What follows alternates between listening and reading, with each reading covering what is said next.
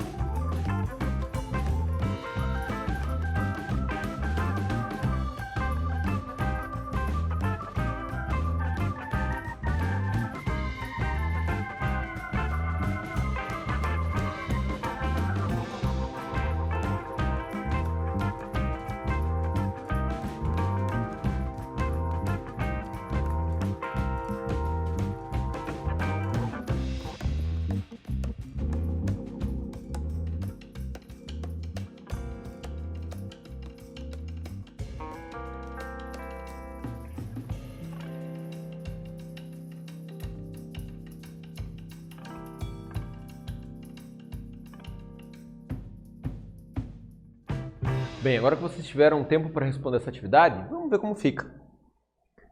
A terceira revolução industrial ocorreu em meados do século XX, a partir da década de 1950. Nesse momento, diversos campos do conhecimento começaram a sofrer mudanças em consequência do avanço tecnológico vivido nesse período e jamais vistos anteriormente. Sobre os países da terceira revolução industrial, como acontece isso? Na terceira revolução industrial, a industrialização espalhou-se para países como os Estados Unidos, Japão, Alemanha e posteriormente para o mundo todo. Vale lembrar que os primeiros países a se industrializarem foram alguns países europeus. Os Estados Unidos já tinha ali algumas indústrias na segunda revolução industrial, o Japão também. Mas na terceira revolução industrial eles expandiram muito rápido e tomaram a frente, na verdade. Pós-Segunda Guerra Mundial, países como o Japão e a Alemanha estavam em processo de recuperação, após terem sido devastados. Com a ajuda dos Estados Unidos, a Alemanha Ocidental e Japão tiveram um rápido alavancamento econômico e acabaram ganhando grande destaque.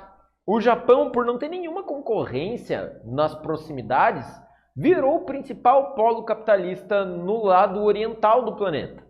E a Alemanha acabou herdando, na verdade, a grande parte dos recursos europeus.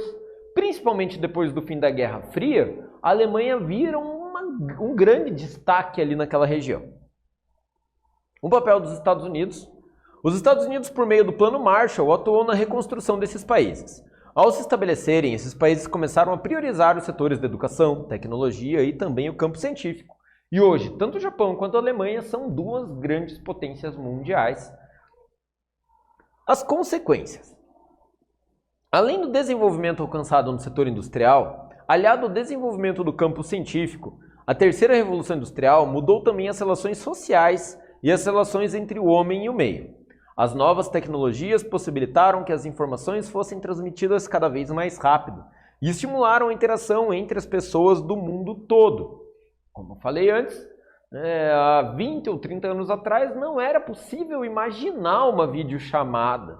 Hoje em dia, com recursos tecnológicos, você pega o seu aparelho celular, você consegue fazer uma videochamada para qualquer lugar no planeta Terra, ou fora dele. Não que você vai ter o número de um astronauta na estação espacial, mas astronautas na estação espacial conseguem realizar videotransferências, ou aliás, videoconferências com pessoas aqui na Terra, fazendo videochamadas ou até mesmo transmissões ao vivo, mesmo estando a quilômetros de distância no espaço. Bem, velocidade máxima. O tempo e a distância reduziram-se ao passo que o conhecimento desenvolveu-se. As pessoas passaram a estar conectadas de maneira instantânea. Esse rompimento de barreiras físicas e temporais que conectou culturas, tradições, línguas e história ficou conhecido como globalização. Então aqui nós temos uma imagem de como era a percepção das quilometragens lá em 1960. Quando nós falávamos da década de 1960, nós tínhamos ali aviões andando, jatos de passageiros de 800 a 1.100 km por hora. Ah não, diminuindo, é o contrário na verdade, começando por cima. Entre 1850 e 1930, a melhor média de velocidade das carruagens e dos barcos à vela era de 16 km por hora somente. Então, para você sair de um ponto ao outro do mundo, parecia que a Terra era algo muito maior. Entre os anos de 1900 até os anos 1950 ali, as locomotivas a vapor alcançaram em média 100 km por hora, os barcos a vapor 57 km por hora. Ainda não existiam aviões intercontinentais. Depois da década de 50, até os anos 60, aviões a propulsão chegavam a 640 km por hora, dando uma impressão muito mais rápida e de muito menos tempo de viagens. E depois da década de 1960, os jatos de passageiros chegam a 1.100 km por hora, chegando em qualquer lugar do mundo em poucas horas. Sendo assim, a impressão que dá é que o mundo se tornou menor. Se porventura você, que mora aqui no Paraná, precisar urgentemente chegar na China, se você tiver dinheiro para comprar as passagens, você vai chegar, provavelmente em menos de 2 dias você está lá. Isso era completamente impensável há poucos anos atrás. As consequências da terceira revolução industrial puderam ser notadas no campo das ciências, na espacialização e desenvolvimento das indústrias, na economia e nas relações sociais. Essa fase da revolução industrial ainda é vivida nos dias atuais, bem como seus resultados, né, como acontecem os resultados das consequências, na verdade, da revolução industrial. Computadores de bolso, né? A alta tecnologia possibilitou a criação de novos computadores e softwares associados ao desenvolvimento da internet.